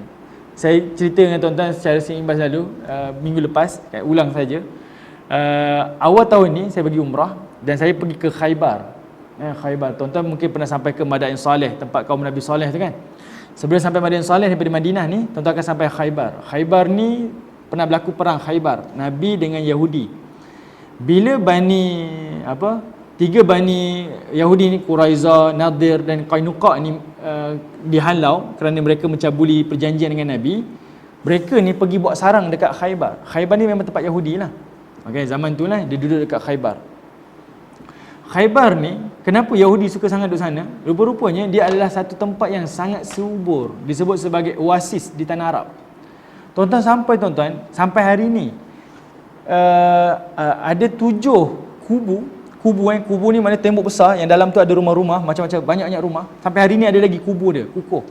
Kubu dia duduk atas gunung, dan di bawah gunung tu adalah dipagari dengan kebun-kebun tamar. Sampai hari ni ada lagi. Saya tanyalah pada orang yang duduk situ, orang tempatan tu, dia kata apa? Kebun tu tak silap saya yang saya dengar, sama ada 100,000 lebih 100,000 lebih batang tamar yang tumbuh, ataupun disebut 1 juta lebih batang tamar yang tumbuh. Sampai hari ni ada, masih lagi keluar hasil buah tamar. Saya pun tak puas hati. Macam mana ni pada pasir ni, kering ni, bukit-bukit kosong ni, tiba-tiba ada ladang kurma subur beratus-ratus ribu, luas tuan-tuan, luas. Tuan-tuan duduk atas satu bukit, tuan-tuan boleh nampak dia punya ladang sangat besar. Kemudian tuan-tuan tengok ada lebih kurang 3 ke 4 gunung, atas tu ada rumah. Itu kubu Yahudi Khaybar dahulu, sampai hari ni kekal 1400 dah. Kukuh. Sebab tu Nabi perang dengan dorang, Nabi bawa manjanik dengan tu. Apa nama tu? Meriam. Sebab Nabi tak boleh naik. Jadi Nabi terpaksa guna meriam untuk hancurkan daripada bawah. Kawasan tu tuan-tuan, bila kami turun, tengok-tengok ni kawasan pada pasir dalam kebun tu ada air sungai. Oi, saya tak boleh terima kenyataan. Macam mana datang air sungai ni? Sejuk lah tu tuan-tuan. Dia kalau musim panas dia boleh cecah sampai 40 lebih darjah Celsius. Kami pergi bulan Februari tahun ni, awal tu, sebelum PKP, musim sejuk. Madinah dah turun dah suhu dia, dan dah naik balik suhu dia. Sana turun lagi. Macam contohnya kami dekat Madinah masa tu 17 lebih. Dekat situ dah 10 ke bawah. Masih lagi sejuk sebab dia utara lagi Madinah. Sampai ke situ, saya tengok ada sungai, tak puas hati. Macam mana ada sungai ni? Sumber airnya mengalir. Ada. Mengalir lagi sampai hari ni. Kami pun cari, orang tempatan tu kebetulan kami jumpa. Sebab kami tak jumpa mana kubur Khaybar ni. Dah sampai Khaybar tapi tak jumpa. Jalan-jalan sesat. Sebab dia pasang pasir tuan-tuan. Masuk simpang mana-mana pun tak tahu. Jadinya orang ni jumpa, dia bertunjuk. Dia kata, ladang ni dia keluar daripada sini. Ada satu tempat tu tuan-tuan, saya tak ingat nama dia. Saya pergi, dekat saya pergi tu tuan-tuan, ada 30 mata air. 30 mata air. Dia keluar daripada bumi tuan-tuan. Masa tu baru saya terfikir, yang inilah mata air yang selalu kita dengar. Mata air, kita ingat mata air macam Malaysia ni, itu embun. Saya tak boleh imagine macam mana orang kata ambil wuduk daripada mata air. Kita pun imagine, embun ke apa kan? Itulah air. Mata air ni air yang keluar daripada bumi ni. Kalau tuan-tuan pergi Europe kan ada kan? Macam di Balkan, dia ada air yang boleh diminum tu. Kan? Yang dia ada macam, kalau di Sarajevo tu kan ada satu kubah yang selalu jadi ikonik untuk Sarajevo tu. Di sana itu adalah tempat minum dan tempat wuduk. Dia datangnya daripada air mata air. Sampai boleh minum tuan-tuan Dia sebenarnya memang kawasan macam tu memang ada. Dia keluar air. Allah Ta'ala cipta tuan-tuan. Sampai dia boleh subur jadi ladang dan sebagainya. Jadi kebun dan sebagainya. Yang inilah yang Allah Ta'ala sebutkan. Sumber aku datang daripada atas, aku juga datang daripada bawah. Apa lagi yang kamu nak katakan? Ini semua kekuasaan daripada aku. Kawasan padang pasir, tiba-tiba keluar air daripada bumi. Khaybar, tuan-tuan, kawasan dia jadi subur. Kalau tengok pada kajian geografi, bawah dia sebenarnya dilalui oleh lava gunung berapi. Madinah ni dia memang ada gunung berapi hidup, betul sekali. Tapi kalau tengok dia ada 7 gunung tak salah saya di Madinah ni. Okey, ni tuan-tuan boleh tengok. Kalau tengok pada sirah memang ada gunung berapi pernah meletus. Sebab itu di Madinah sendiri, di kota Madinah disebut ada 2 gunung berapi, Harrah Syarqiyah dengan Harrah Gharbiyah. Bukit hitam di timur, bukit hitam di barat. Ini bukit hitam. Okey. Dia bawah tu lingkaran gunung berapi, lava gunung berapi. Sebab itu dia boleh keluar mata air dan sebab itu dia boleh subur kawasan tersebut. Okey, baik. Tengok 35 pula tuan-tuan. Kata Allah, liyakulu min thamarihi, supaya kamu dapat makan buah-buahan yang tumbuh ni. Okey, kamu bukan sekadar boleh hidup kat kawasan tu, bahkan kami beri makanan pada kamu. Kami datangkan sumber-sumber daripada situ. Okey, bukan kamu bawa daripada luar. Kami tumbuhkan daripada bumi yang kosong, yang mati tadi, yang kami hidupkan. Wa ma amilathu aydihim. Kata Allah Taala, dan dari apa yang telah kamu usahakan. Allah sebut 2 tuan-tuan. Allah dahulukan dengan kalimah kamu makan daripada buah-buahan yang tumbuh di bumi itu. Maksudnya apa? Ini adalah rezeki dari Allah. Bumi itu mati, aku hidupkan. Sekarang liyakulu min thamarihi, kamu boleh makan buah-buahan. Buah-buahan itu datang daripada mana? Ini rezeki aku yang kamu tak bawa daripada luar kota Mekah ataupun luar daripada tanah lain masuk ke situ. Tak, kamu makan daripada tanah tu juga. Macam-macam buah-buahan kamu boleh makan. Wa ma amilat wa aydihim, dan juga kamu boleh makan daripada apa yang kamu usahakan dengan tangan kamu. Boleh. Dia bekerja, dia buat itu, buat ini, tumbuh. Ada orang tuan-tuan, dia tak tanam apa-apa pun, tiba-tiba tumbuh je pokok.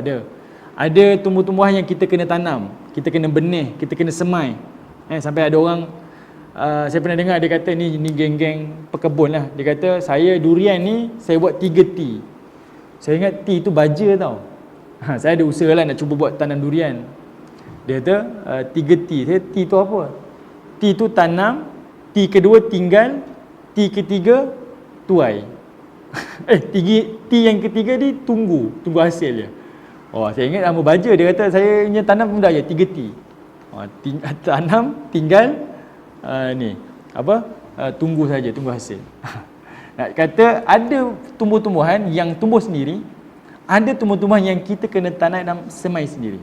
Jadi Allah kata liyakulu min thamarihi wa ma amilatu aydihim. Apa yang kamu makan daripada buah-buahan yang kami beri pada kamu, dan juga daripada apa yang kamu usahakan. Afala yashkurun. Tapi kenapa kamu tak syukur? Allah tanya pada kita, kenapa kamu tak bersyukur? Kenapa tak bersyukur? Kenapa kamu tak nampak itu sebagai kekuasaan daripada Allah Ta'ala? Ayat 36 tuan-tuan, Allah kata, Subhanallazi khalaqal azwaja kullaha mimma tumbitul ardu wa min anfusihim wa mimma la ya'lamun. Kata Allah Ta'ala, Maha suci Allah, allazi khalaqal azwaj, yang telah menciptakan semua makhluknya dengan dalam keadaan berpasang-pasangan. Al azwaj maksudnya semua makhluk Allah semuanya berpasangan. Kullaha mimma tumbitul ard, baik dari apa yang ditumbuhkan daripada bumi, wa min anfusihim, baik juga daripada diri kamu. Maksudnya apa tuan-tuan? Tumbuh-tumbuhan, sayur-sayuran, buah-buahan, apa-apa, biji-bijian, dan juga kita, semuanya Allah ciptakan dalam keadaan berpasangan. Contoh tuan-tuan, saya baca ayat ni, kita fahamlah semua makhluk Allah ni berpasangan. Macam mana Allah Ta'ala sebut dalam Quran kan, Allah kata wasyafa'i wal watar. Kata Allah, aku bersumpah demi yang genap dan aku bersumpah demi yang ganjil. Ada macam-macam tafsiran tuan-tuan. Yang genap ganjil ni, ayat ni sebenarnya cerita tentang surah Fajar. Cerita tentang hari-hari tasyrik, hari-hari Zulhijjah, hari-hari kebesaran tu. Hari genap ada, hari ganjil pun ada. Hari apa? Hari wukuf, hari tasyrik dengan hari tarwiyah. Ini antaralah, tak apa, tafsir lain lah.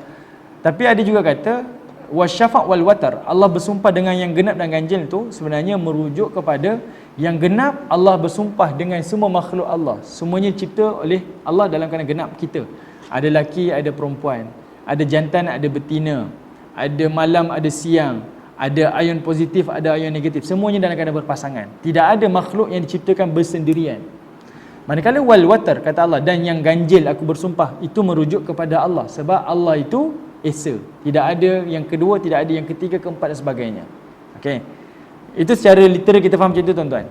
Tapi bila saya tanya pada orang yang menanam pokok dan sebagainya, ni tanya sajalah, saya nak tanya kan, dia kata apa, kalau kita tanam pokok, contohlah buah dukung ataupun buah-buah yang ada kat Malaysia ni, dia kata kalau satu pokok kita tanam sajalah, kita ada satu kita kata benih, kita tanamlah buah dukung, buah durian, tunggulah 5-6 tahun akan datang, selalunya dia tak menjadi. Selalunya tak menjadi. Kalau kita tanam satu je, dia tak menjadi. Sebab apa? Sebiasanya dia kata kamu tak boleh tanam satu, kamu kena tanam 2, 3 ataupun 4. Dia nak juga berpasangan. Sebab apa? Bila saya tengok dari sudut lain pula, sainsnya, memang buah-buahan ni dia ada kahwin kan, dia ada apa kita istilahkan, apa nama tu? Bukan tu kita usaha kan, yang ni yang tiupan angin dia, apa nama tu? Dia macam bukan persenyawaan lah, kalau itu istilah manusia dengan binatang kan. Ni dia ada, bila dia tiup angin, dia punya ni pergi ke sana, ni dia bertukar, baru dia jadi subur. Sampai tahap tu bila fikir kan, semua makhluk memerlukan pada pasangan. Okay? Sebab itu Allah kata, sama ada, semua aku cipta dalam keadaan berpasangan. Mimma tumbitul ard, sama ada benda tu adalah yang tumbuh daripada bumi, biji-bijian ke, buah-buahan ke, sayur-sayuran semua. Wa min anfusihim, dan juga daripada diri kamu, kita pun dalam keadaan berpasangan. Wa mimma la ya'lamun, dan juga daripada apa yang kamu tak tahu. Oi tuan-tuan, ini lagi dahsyat. Sebab Allah Ta'ala sebut, kita hari ni ada ilmu sains, ilmu teknologi, macam-macam kita dah kaji dah, sampai kita tahu ada ion positif, ion negatif. Tapi Allah kata daripada ayat ni, ada lagi yang kamu tak tahu, pun aku ciptakan dalam keadaan berpasangan. Okey, baik tuan-tuan, boleh lagi? Okey, boleh lagi? Baik, tengok ayat berikutnya tuan-tuan. Selesai contoh yang pertama, kekuasaan daripada Allah Ta'ala. Oh, nama tu fertilization, kata Prof Muani. Ya, Prof Muani kata apa? Fertilization. Terima kasih. Okey. Alright. Sekejap saya tengok.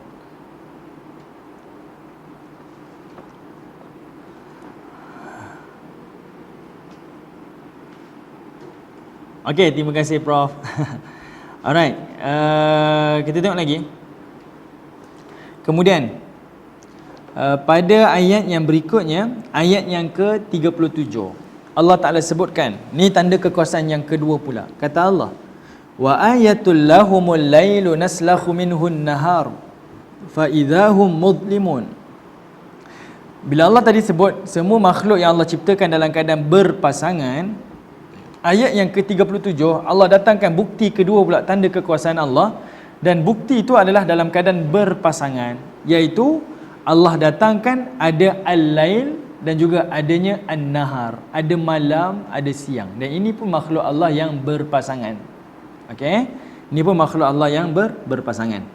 Dan Allah datang lagi contoh lagi, ayat yang berikut itu ada asy-syams, iaitu matahari, dan ayat berikut itu Allah datangkan al-qamar, iaitu datangnya matahari dan juga datangnya bulan. Ini pun makhluk Allah yang berpasangan. Okey, baik, kita tengok dulu ayat 37. Kata Allah Ta'ala, wa ayatul lahumul lailu naslakhu minhun nahar fa idahum mudlimun. Kata Allah, dan satu tanda kekuasaan yang besar daripada Allah kepada manusia adalah datangnya malam. Okey, yang mana malam itu naslakhu minhun nahar, kami telah tanggalkan siang daripada malam tu. Fa idahum mudlimun, maka dengan serta mereka berada di dalam keadaan kegelapan. Okey. Baik, yang ini tuan-tuan, sebenarnya malam dan siang pun adalah kekuasaan daripada Allah. Tapi sayangnya, sebab benda ni perkara berlaku secara normal, berlaku secara fitrah, kita sebut semula jadi, kita tak merasakan itu adalah perkara yang besar. Contohlah tuan-tuan, contoh, kita dengan anak kita, kita hari-hari bagi anak kita duit, bagi duit kan, duit belanja. Satu hari kita tak bagi, apa anak kita cakap? Dia akan kata apa? Ayah, mana duit saya? Ayah, mana duit saya? Apa pasal kamu kata tu duit kamu pula? Tu duit ayah. Sebab pemberian itu adalah hari-hari. Dia dah rasa itu hak dia. Kita tak bagi dia, mana duit saya? Macam itulah tuan-tuan, kenapa kita tak rasa alam ni, siang malam tu sebagai kuasaan Allah, sebab dia berlaku hari-hari. Kalau tiba-tiba Allah tak datangkan siang atau malam, kita akan petikaikan, kenapa pula? Sebenarnya kalau fikir secara fitrah, dengan akal kita, malam siang tu atas kehendak Allah. Allah nak datang siang ke, nak datang malam ke, tak datang ke, itu adalah kehendak dia. Tapi sebab dia dah berlaku hari-hari, kita mempetikaikan. Sebab seolah-olahnya dia tak boleh jadi macam tu. Dia mesti ikut kehendak saya. Macam tu. Okey. Jadi Allah Taala datangkan contoh. Sebab itu Allah datangkan contoh malam dan siang. Sebab itu kita tengok malam siang ni tuan-tuan, bila rasa panas sangat, sepatutnya jangan kata panas lah, tapi rasa hebatnya Allah. Sebab dia datangkan siang yang boleh jadi panas. Dia datangkan malam boleh jadi sejuk, kan? Boleh datangkan hujan lebat. Sekarang musim hujan, kan? Semuanya sebenarnya membawa kepada ingatan kita kepada Allah Taala. Fa idahum muzlimun, kata Allah, bila Allah cabut siang tu dengan datangnya malam, maka mereka akan duduk dalam keadaan kegelapan. Okey. Baik. Saya rasa saya pernah sebut contoh ni. Yang ini disebutkan oleh Imam Al-Baihaqi dalam kitab dia. Satu kitab ni kitab Aqidah Alul Hadis. Disebut tuan-tuan, Imam Baihaqi kata apa? Saya nak bagi contoh macam ni mudahnya, nak bagi kefahaman. Bila kita tengok alam ni, jangan membuatkan kita tengok alam kita tak ingat Allah. Itu satu perkara yang pelik. Sebenarnya kita tengok alam, kita akan ingat kepada Allah. Contohlah, paling mudah, kalau kita tengok satu lukisan tu cantik sangat, memang cantik. Dia punya lukisan tu hidup, timbul lukisan tu. Apatah lagi kalau orang tu lukis guna lukisan minyak, kan, memang timbul, hidup kawasan pemandangan. Selalunya kita akan kata apa? Bukan sekadar kita kata cantiknya lah lukisan ni, tapi kita akan kata mesti pandai orang yang melukis ni. Automatik kita akan tak cakap pasal lukisan, bahkan kita akan fikir siapa yang lukis ni, cantik sungguh, kan? Kita tengok Mona Lisa punya gambar, kita bukan sekadar nak tengok Mona Lisa saja, bahkan kita angkat siapa yang di balik Mona Lisa tu. Leonardo DiCaprio, bukan? Leonardo da Vinci, okay? Leonardo da Vinci. Bahkan orang tanya pula, Leonardo da Vinci ni macam mana perangai dia? Dia kan orang yang terbalik, tuan-tuan. Dia kalau tulis terbalik, apa entah ada sudut perubatan, saya pun tak tahulah. Dia ada satu kelebihan, dia macam penyakit tapi ada kelebihan, keistimewaan dia. Kalau kita tulis L macam ni, dia tulis L terbalik. Dia orang yang berfikir di balik itulah. Jadi orang kaji siapa pelukis dia. Oh, Leonardo da Vinci, orang angkat dia. Tapi pelik manusia, bila dia tengok alam, dia kata alam ni jadi macam tu je. Orang yang normal tadi sepatutnya fikir, siapa pencipta alam ni yang hebat dan kompleks ni? Itu orang yang berfikir. Tak pernah lagi orang tengok gambar lukisan cantik, oh cantik lukisan ni, dia terjadi sendiri. Dia tak akan cakap macam tu. Dia akan kata siapa yang lukis lukisan. Samalah dengan orang yang tengok alam ni, bila tengok alam yang sangat kompleks, teratur, tersusun ni, mesti dia berfikir siapa yang mengatur dan menyusun alam ni. Itu orang yang berfikir. Dan itu yang Allah Ta'ala datangkan contoh ni, supaya kita ingat kepada Allah dan kita rasa kebesaran Allah Ta'ala. Okay? Dia bukan sekadar cerita siang malam, tapi sebenarnya nak bawa kita berfikir dan membesarkan Allah Ta'ala. Okay, kemudian tuan-tuan tengok ayat 38. Kata Allah, wasyamsu tajri limustaqarril laha dzalika taqdirul azizil alim. Kata Allah Subhanahu wa taala, dan matahari telah berjalan di tempat peredaraannya. Demikianlah ketetapan Allah yang Maha Perkasa lagi Maha Mengetahui. Sengaja tuan-tuan Allah sebut wasyamsu tajri limustaqarril laha. Kepercayaan orang dahulu tuan-tuan, matahari ini adalah Tuhan, kan? Orang dahulu kan menyembah Tuhan. Mereka mengatakan matahari adalah statik. Matahari adalah statik, macam tu je, dia tak berubah. Okey, dia kata matahari tak bergerak, tapi Quran menafikan wasyamsu tajri limustaqarril laha. Matahari beredar di atas dia punya jalan dia. Okey, atas edaran dia. Paksi dia, kita sebut orbit dia. Okey, dia bergerak. Dan ia diiyakan oleh kajian-kajian kita hari ini. Tak ada orang boleh nafikan, tuan-tuan. Siapa yang kata matahari statik? Tak ada orang. Semua mengakui apa yang Quran dah sebut. Sebab ayat ni turun pada zaman dulu, tuan-tuan. Kalau tengok ayat ni, zaman hari ni kita rasa benda kajian dah dibuktikan, kita tak rasa hebat lah. Tapi tuan-tuan kena bayangkan, ayat ni turun zaman sebelum orang fikir benda tu, orang tahu tentang tu. Okey, matahari bergerak. Bahkan dalam hadis Nabi, kalau tuan-tuan tengok, Al-Hafiz Ibn Kathir bawa hadis Nabi, Nabi bawa dalam satu hadis riwayat Imam Ahmad, Nabi bercakap dengan Abu Zar. Abu Zar bawa hadis ni tuan-tuan. Kata Nabi SAW, aku ada sekali dengan Nabi dalam masjid. Ketika itu maghrib, matahari terbenam. Dan Nabi cakap pada Abu Zar, dia kata, ya Aba Zarrin, atadri aina tadhhabu syams? Kata Nabi SAW, hey Abu Zar, kau tahu tak mana perginya matahari? Ni Nabi saja tuan-tuan. Nabi nak ajak kawan-kawan, sahabat-sahabat dia berfikir.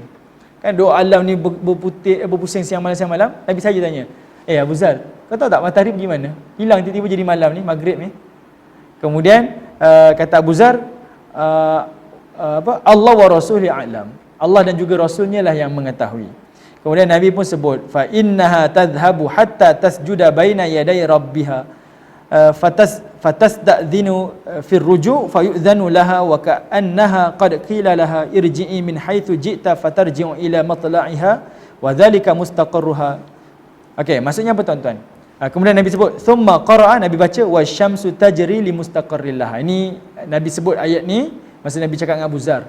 Kata Nabi SAW, matahari ni dia pergi, dia bukan statik, dia berjalan. Dan matahari ni dia akan sujud di hadapan Allah, dia akan minta izin Allah untuk kembali terbit pada hari yang berikutnya. Itu Nabi sebut, Nabi sebut macam tu. Kemudian dia diizinkan seakan dikatakan kepadanya, kembalilah daripada mana engkau datang, lalu dikembali kepada terbitnya, dan disitulah tempat peredarannya. Dan Nabi baca, dan matahari itu berjalan di tempat edarnya, iaitu wasyamsu tajri li mustaqarril laha. Okey, maksudnya apa tuan-tuan? Di sini Nabi nak bagi tahu matahari dari sudut ilmu sains, dia atas orbit dia, atas dia punya peredaran dia yang dia bergerak. Tapi dari sudut yang Nabi sebut, terbit tak terbit matahari ni semuanya atas keizinan Allah. Yang mana matahari adalah makhluk Allah dan dia sendiri minta izin kepada Allah. Dia akan sujud kepada Allah dan minta izin kepada Allah untuk terbit pada waktu yang berikutnya. Okey. Esok dia nak terbit lagi, dia akan minta izin Allah setiap hari tanpa penat. Okey, dia akan minta izin sujud dan minta izin kepada Allah untuk terbit. Yang ini tuan-tuan mungkin kita dari sudut akal kita tak berfikirlah tahap ni. Macam mana matahari sujud dan sebagainya. Tapi Nabi sebut ni tuan-tuan adalah untuk memberi gambaran matahari adalah makhluk Allah. Kenapa kamu sembah matahari? Matahari juga adalah makhluk Allah. Dia terbit pun minta izin Allah Subhanahu Wa Taala. Dalam masa sama juga nak beritahu, bila Nabi kata matahari ni pergi dan matahari kembali, itu bererti matahari itu dia duduk di atas orbit dia. Dia pun bergerak dan sebagainya. Okey. Baik, kemudian tuan-tuan, Allah Taala sebut lagi, Zalika taqdirul azizil alim. Demikianlah ketetapan daripada Allah Al-Aziz dan juga Al-Alim. Kenapa Allah sebut Allah Al-Aziz? Sebab di sini Allah kata pergerakan matahari. Kalau kita duduk atas muka bumi ni tuan-tuan, kita akan tengok yang paling hebat matahari lah. Sebab sinaran matahari tu dia boleh bagi panas, dia boleh jadi redup. Sinaran matahari boleh bagi makanan pada tumbuh-tumbuhan. Matahari yang memberi sumber kepada kehidupan macam-macam. Orang akan nampak matahari tu hebat. Bahkan negara-negara tertentu menggunakan matahari sebagai simbol negara. Jepun, Macedonia, ini semua negara-negara yang gunakan lambang matahari. Argentina guna simbol matahari, nak tunjukkan kekuasaan, kekuatan. Tapi ayat ni ataupun hadis Nabi tadi memberitahu kepada kita, kalau kamu tengok matahari itu hebat, pencipta matahari lagi hebat. Okey, sebab dialah yang memberikan semua itu kepada matahari. Okey. Jadi Allah kata akulah Al-Aziz sebab aku lagi perkasa. Kalau kamu tengok matahari itu hebat, aku adalah Tuhan Al-Aziz, aku yang lebih perkasa lagi. Dan kata Allah, aku juga adalah Al-Alim, iaitu aku yang maha mengetahui. Apa yang berlaku tak terkecuali daripada pengetahuan Allah. Sama ada bergerak, sama ada diam makhluk tu, semua atas ilmu Allah. Okay? Sama ada dia zahir ataupun dia sembunyikan, semuanya atas ilmu Allah. Tidak ada sesuatu yang boleh lari dan terlepas daripada pengetahuan Allah Subhanahu Wa Taala. Baik, berikut tuan-tuan, 39. Kata Allah, wal qamara qaddarnahu manazila hatta 'ada kal urjunil qadim. Kita berhenti sampai ayat 40 tuan-tuan. Okey, ayat 39 kata Allah Taala, dan bulan pula qaddarnahu manazila hatta 'ada kal urjunil qadim. Kami telah tetapkannya iaitu di manazil. Manazil tu adalah manzilah, tempat-tempat dia. Maksudnya apa tuan-tuan? Kalau kita belajar ilmu cakrawala, sains dan sebagainya tuan-tuan, pergerakan bulan ni dia memang duduk di tempat-tempat yang tertentu, dia tak akan bergerak ke tempat lain, dan pergerakannya adalah 28 hari paling cepat. Ada kali jadi 29 hari. Macam mana cerita dia? Iaitu kalau tuan-tuan tengok bulan ni, dia punya pergerakan dia mula-mula sabit kan, kemudian dia sedikit penuh, akhirnya jadi bulan penuh, kemudian dia akan kembali balik jadi sabit balik. Yang itu namanya manazil, manzilah. Dia ada tempat-tempat yang Allah dah tetapkan. Dia bergerak macam tu je.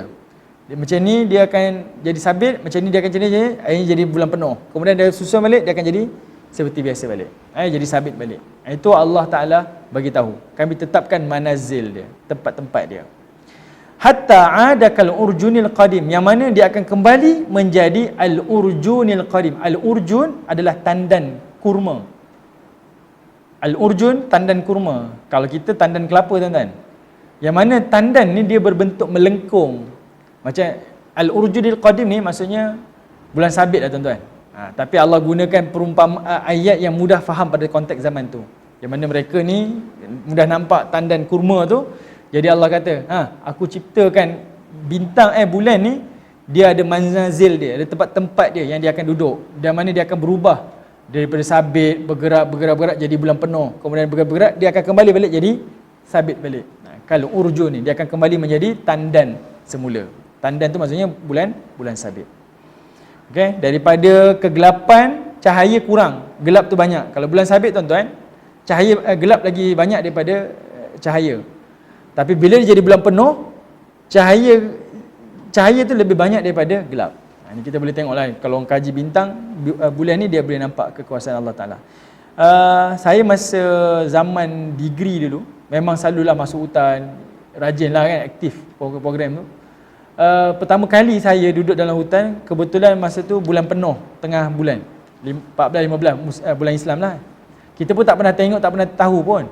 Tapi bila kita duduk dalam hutan, memang sungguh bulan purnama ni dia memang ada efek dia sebenarnya kepada bumi. Bila dia bulan penuh tuan-tuan, kami yang duduk dalam hutan ni terang benderang. Mula-mula saya pun pelik juga. Kita mula rasa takut juga. Kali pertama masuk hutan, takut juga nak buat kemah. Kawan-kawan kata tak apa, jalan je, kita duduk je. Bila tengok bulan penuh, batang-batang pokok dalam hutan ni boleh nampak terang. Dia punya tanah tu boleh nampak. Tak ada, bukan ada cahaya pun, tapi cahaya bulan tu sebenarnya terang. Kita boleh nampak jelas sebenarnya. Tak ada gelap lah, tak ada istilah gelap. Memang bulan tu memang betul-betul menerangi. Okey, itu function dia. Itu perlu cerita lagi. Bulan juga memberi kesan pada surut dan juga pasangnya air laut. Ini semuanya kekuasaan Allah Ta'ala. Ini semua membawa kita berfikir kepada Allah Ta'ala. Apa? Macam mana? Kita pula, masyarakat dunia pula, dia tak tengok tu sebagai ilmu. Dia tengok, kalau zaman dulu lah bulan ni ada harimau jadian lah, kan? Ada dulu kan, macam-macam lah. Saya pun serigala lah, itulah, semuanya membawa kepada syirik, kufur. Ini salah satu daripada talbid iblis. Sepatutnya kamu tengok tu membawa ingatan pada Allah. Sekarang kamu tengok tu, kamu takut pada makhluk lain pula. Itu salah satu tu yang ini kita boleh tengok. Baik, ayat yang akhir sekali tuan-tuan, kita berhenti kat sini nanti. Kata Allah, la syamsu yanbaghi laha an tudrikal qamara walal lailu sabiqun nahar. Maknanya apa tuan-tuan? Kalau kita baca surah Yasin ni, bukan sekadar kita baca beramal, tapi maknanya baca Yasin ni menjadikan kita saintis tuan-tuan. Automatik kita nak kaji alam, tengok bintang, tengok siang malam, tengok itu, tengok ini. Bayangkan kalau surah ni dibaca daripada kecil, anak-anak kita di-explain tentang terjemahan ni, tentang makna ni tuan-tuan. Automatik anak-anak akan teruja. Macam mana bintang ya nenek, ya atuk, macam mana bintang bergerak, macam mana, dia akan tambah pengetahuan. Dan orang Islam sebenarnya dia boleh berjaya tanpa orang Islam ni berjaya secara automatik. Sebab apa? Mereka beramal dengan peredaran alam ni kan. Dia nak solat, macam mana saya nak solat? Kena ada zuhur, waktu asar, maghrib ni. Melainkan tidak, mereka kena tahu pasal alam. Tengok macam mana pergerakan alam, macam mana kiraan, puasanya, itu ini. Kalau tak tahu pasal perkiraan ni, macam mana nak beramal? Jadi dia nak beramal, automatik dia jadi alim dalam bidang dunia juga. Nak tahu tidak, kamu kena belajar ilmu alam juga. Kena belajar ilmu sains dan sebagainya. Okey. Ni kita kena bagi tahu pada anak cucu kita. Naik kereta, bila tengok matahari, tengok bulan, jangan tengok handphone dalam kereta kan. Saya pun macam tu, anak-anak pun kadang-kadang kita dah tak larat bagi juga handphone. Tapi kadang-kadang masa tengah semangat tu, ajak juga dia berfikir kan. Ada kalinya tuan-tuan, kalau musim-musim bulan purnama 14, 15 ni, kadang-kadang saja je bawa anak-anak ke cucu keluar, saja tengok bulan. Kalau ada rezeki lebih, beli teropong tengok bulan kan. Ni semuanya saja kita nak membina dia orang ni supaya ada rasa seronok untuk tahu benda-benda yang seperti itu. Sebab kalau tidak, mereka tak rasa benda ni satu benda yang takjub. Dia rasa benda ni benda yang normal saja. Okey. Kita yang kena cetuskan minat tu. Jadi ayat ke-40 Allah kata la syamsu yang bagi laha, yang mana matahari tak boleh dapatkan bulan, dia tak boleh pintas bulan, dan bulan juga tak boleh memintas matahari. Masing-masing beredar dengan peraturan dia. Siang malam tak akan bertembung. Wa kullu fi falakin yasbahun, dan masing-masing akan beredar di atas garis edarnya. Bila kita nampak bulan matahari beredar dengan peraturan, dengan teraturnya, automatik kita tahu sebenarnya ada sesuatu lah yang berkuasa yang mengatur dia. Contohlah tuan-tuan, saya ada baca satu tafsir. Tafsir ni tafsir moden, saya lupa siapa nama dia. Dia kata, bila ada orang kata bumi ni, dunia ni tak ada Tuhan, ia sebenarnya benda yang mustahil. Sebab apa? Sebab dunia ni dia berjalan dengan tersusun dan betul-betul organize. Contohlah, manusia dengan kehidupan dia, binatang dengan kehidupannya, tumbuh-tumbuhan dengan kehidupannya, semua tak bercampur dan sistem dia tak jadi bercelaru. Semua ada sistem dia, teratur je. Bahkan kalau kita kaji pula, haiwan dia ada rantaian makanan dia. Burung, tikus dimakan oleh ular dimakan itu ni. Kalau satu hilang, ekosistem berubah, rosak. Maknanya di situ adanya Allah. Contoh dalam satu syarikat, kalau tak ada majikan, tak ada bos, semua orang nak jadi CEO. Semua orang nak duduk atas, tak ada orang nak duduk bawah. Tapi bila ada bos, automatik semua orang tahu jawatan masing-masing. Dia ni bos, yang ni jadi CEO, yang ni pegawai, yang ni orang bawahan, sekian-sekian. Semua ada. Sebab apa? Dia telah diatur, disusun oleh sesuatu yang berkuasa dekat atas. Ini disebut syarikat. Kalau dunia pun macam tu juga. Kalau tidak, haiwan takkan dia nak jadi haiwan. Mesti dia nak jadi manusia, sebab manusia lebih hebat lagi daripada dia. Tapi semuanya mengikut aturan, sebab di situ wujudnya Allah Subhanahu wa taala. Okey? Baik, tuan-tuan yang dirahmati oleh Allah, kita berhenti dulu sampai ayat ke-40. InsyaAllah tuan-tuan, kita ada satu lagi contoh yang kita tak sentuh. Ini contoh berkaitan tentang lautan pula. Allah Ta'ala contoh bawa macam-macam tuan-tuan. Tumbuh-tumbuhan, makanan, buah-buahan. Allah kaitkan dengan bintang dan juga matahari siang malam. Dan kali ketiga pula Allah mendatangkan contoh dari sudut lautan pula. Nanti tuan-tuan ada rezeki, saya Google di YouTube tuan-tuan. Sajalah nak tengok lautan. Ada free diver, orang yang berenang bebas ni. National Geographic buat di YouTube, saya tengok dia berenang sebanyak tempat di seluruh dunia, lautan-lautan dunia dia berenang. Saya tengok lautan, ya Allah, lagi cantik. Bahkan ada satu tempat tu saya tak tahu dekat mana. Dia berenang tu tuan-tuan dalam lautan macam lautan. Macam dalam lautan macam tepi pantai. Nanti lepas video ni saya tunjuk kepada tuan-tuan Saya sangat mengagumkanlah, memang hebat betul Allah Ta'ala. Okey, wallahu a'lam, saya berhenti dekat sini. Terima kasih atas tontonan tuan-tuan. Mohon share kepada sahabat-sahabat kalian kita di Facebook. Mudah-mudahan ada manfaat yang kita boleh kongsikan. Semoga Allah Ta'ala catatkan amalan pagi ini sebagai pahala di sisinya, dan semoga menjadi manfaat dan amalan kepada kita semua, insya-Allah.